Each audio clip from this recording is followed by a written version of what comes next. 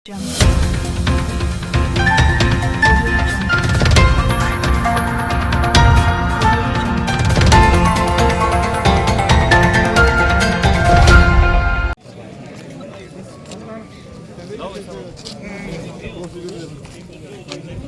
साहब,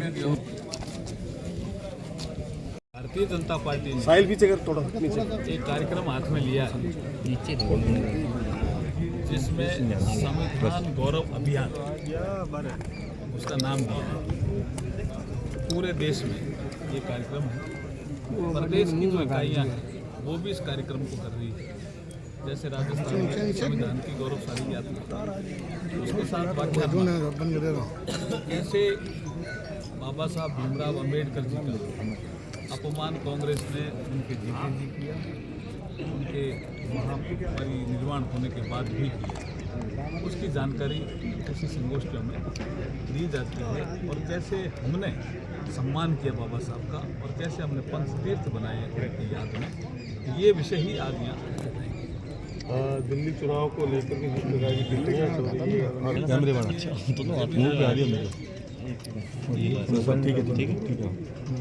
अरविंद केजरीवाल जी अपनी लोकप्रियता खो चुके हैं। कथनी करने में फर्क नहीं। दूसरा, जनता में ये मैसेज जा रहा है कि डबल इंजन की सरकार होगी तो दिल्ली में ज़्यादा विकास होगा, गवर्नेंस ठीक रहेगा, सड़कें अच्छी बनेंगी और जो नागरिक सुविधाएं हैं उनका विकास होगा। मुझे लगता है इस आधार पर हम कह रहे हैं कि भारतीय जनता पार्टी दिल्ली विधानसभा की सरकार बनाने जा रही है। की जो एक श्रृंखला है कि भूकंप आ जाएगा, शुरू से बोल रहे हैं ना, वो उसी भाषा में बोल रहे हैं। बाकी आपके लोकसभा के अंदर भी प्रधानमंत्री ने इसका जवाब दिया कि कहाँ इस तरह का भूकंप आता था। और ऐसे सभ्य भाषा का ही उपयोग होना चाहिए। आपको अगर लगता है कोई बहस करनी है तो लोकसभा में करें। अभी आपका संविधान पे चर्चा हुई तब तो कांग्रेस की पोल खुल गई ना। ये अब तक का सबसे बड़ा इलेक्शन है, अब तक का।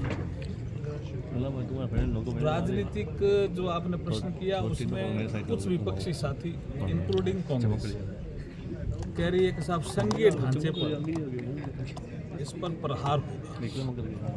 तो हम उनको ये पूछना चाह रहे हैं कि 52 में चुनाव साथ में हुए, लोकसभा विधानसभा 1957 में साथ में हुए, 62 में साथ में हुए, 67 में साथ में हुए, तब संघीय ढांचे पे फर्क नहीं पड़ा, तो अब कैसे फर्क पड़ेगा? इसका मतलब वो बिना तर्क की बात कर रहे हैं। 700 करोड़ का भारतीय नागरिक है, उसको वापस भारत भेजा जाए। नहीं, मैं सवाल समझा के बाद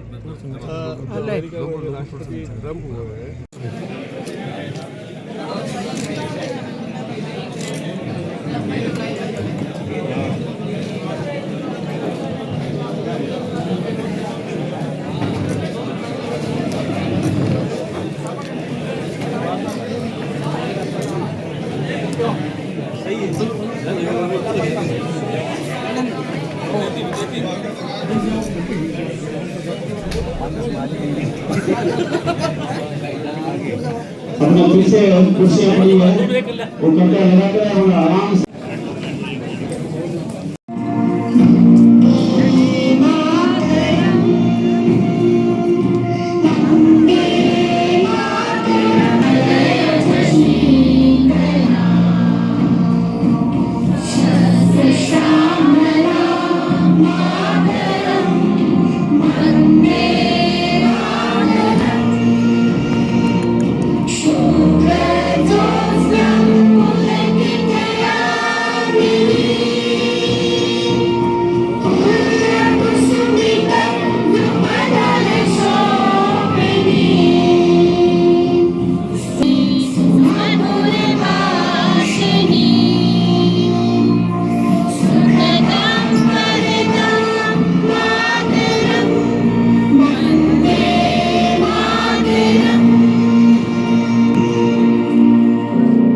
सबसे पहले मैं स्वागत की कड़ी में हमारे केंद्रीय मंत्री श्री अर्जुन राम जी के स्वागत के लिए करूंगा हमारे देहात के जिला अध्यक्ष श्री जालन सिंह जी भाटी को कृपया दुपट्टा पहनाकर स्वागत करें।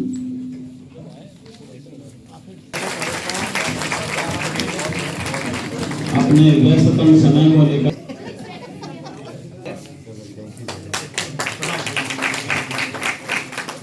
प्रदेश अध्यक्ष हैं, इनके स्वागत के लिए श्री सवाई सिंह जी तंवर को निवेदन करूंगा कि वो दुपट्टा पहने। नरेंद्र सिंह नायक से निवेदन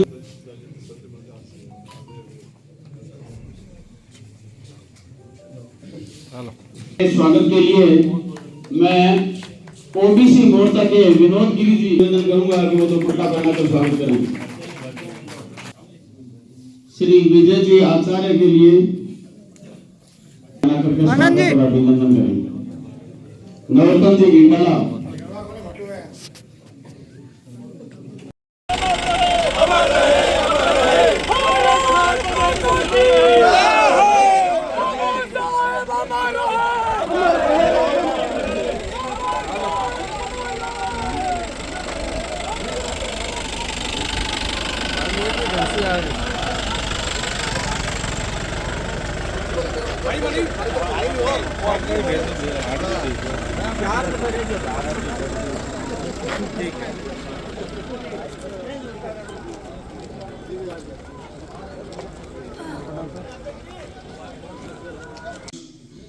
कांग्रेस खड़ा कर रही है और उसकी शुरुआत अभी आपने देखा होगा कि कर्नाटका में बेलगावी से शुरू किया उसको, और उसका अभियान का कांग्रेस के अभियान का नाम है जय बापू, जय भीम, जय संविधान।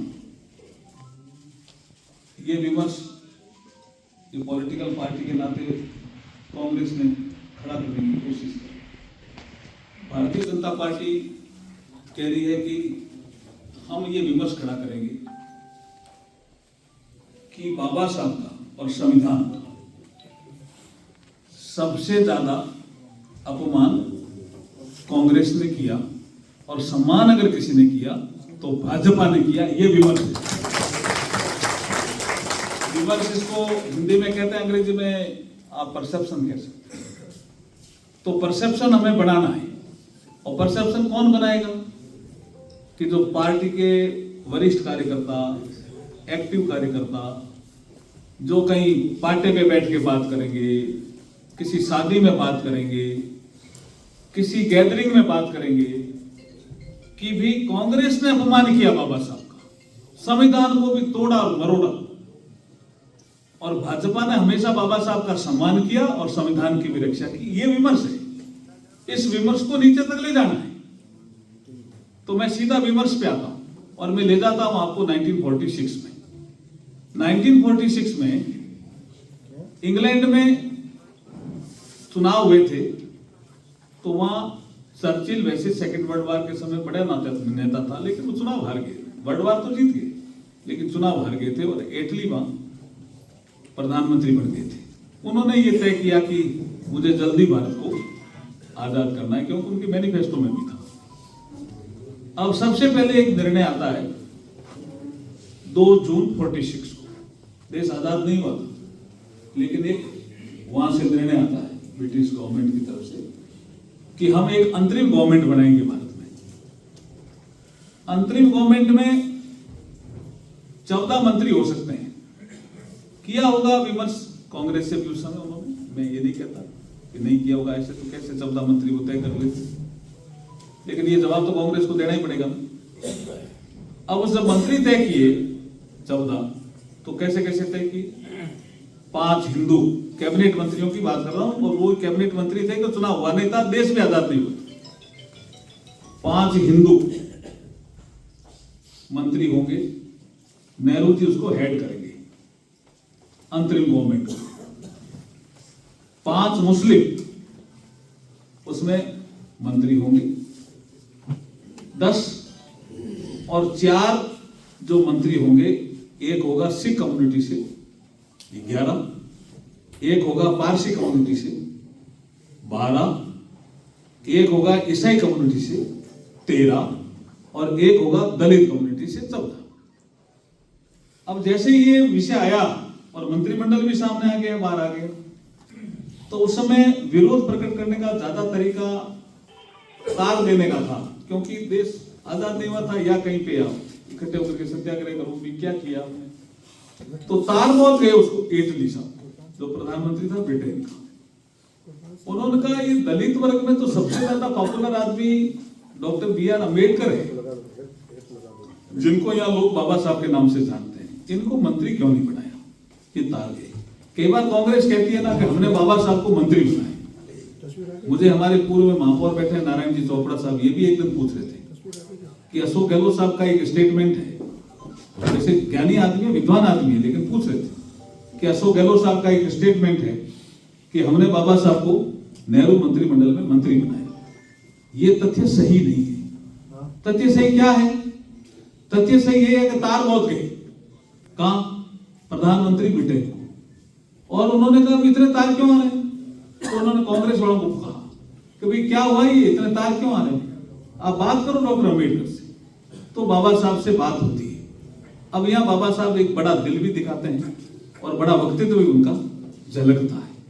वो कहते हैं कि ऐसे जो जिनका लिया है दलित कोटे से उसको हटा देते हैं, आपको बना देते हैं। बोला नहीं नहीं जी, मैं कोई केंद्र के मंत्रिमंडल में आने के लिए मेरा जीवन नहीं है जी, मेरा कुछ और पर्पज है। मैं ये कहना चाह रहा हूं, दो तीन चीजें सुन लो। वो तर्क से बात करते थे डॉक्टर अम्बेडकर। वो ये कह रहे थे कि हिंदू आपने 5 लिए, समझ में आता है, मुसलमान भी 5 ले लिए, पॉपुलेशन बराबर तो नहीं है, तो ये चीज हमारे समझ में नहीं आती। ये इसलिए मैंने पूछा। चलो मुसलमान 5 ले लिए, और मुसलमानों की पॉपुलेशन और दलितों की पॉपुलेशन करीब करीब बराबर ही, थोड़ा बहुत फर्क होगा, लेकिन दलितों को एक ही कोटा क्यों दिए? तो ये तर्क बहुत महत्वपूर्ण थे। तो एक वातावरण बना कि भाई ये ठीक नहीं हुआ, ये जो डिस्ट्रीब्यूशन ऑफ द कोटा। तब विचार आया भाई क्या करें। तो वहां से यहां से चला कि भाई अभी तो कांग्रेस तो चुनाव ही नहीं लड़ी ना, अभी तो देश आजाद ही नहीं हुआ, तो अभी कोई मंत्रिमंडल बनना चाहिए जिसका स्वरूप राष्ट्रीय होना चाहिए। यह विषय जब राष्ट्रीय होना चाहिए तो क्या करें कि जो दूसरे दलों के लोग हैं उनको भी शामिल करो। तो आपकी जानकारी के लिए बता रहा हूं कि जो नेहरू जी का पहला मंत्रिमंडल बना देश आजादी के समय, वो पहले तो चलता का था, उसमें तो बाबा साहब थे नहीं। जो दूसरा बना उसमें 2 गैर कांग्रेसी कैबिनेट में मंत्री थे। कौन कौन? एक थे डॉक्टर श्यामा प्रसाद मुखर्जी और दूसरे थे डॉक्टर B.R. अम्बेडकर। ये कांग्रेस ने नहीं बनाया, इस देश का वातावरण ऐसा बना कि साहब कांग्रेस ने तो चुनाव ही नहीं लड़ा, सारे कांग्रेसी कैसे बन जाएंगे? देश तो सबका है ना। इसलिए यह समझाने की जरूरत है कि बाबा साहब को कांग्रेस ने मंत्री नहीं बनाया, देश के वातावरण में बनाया। बाबा साहब के अनुयायियों ने। यही बात है तो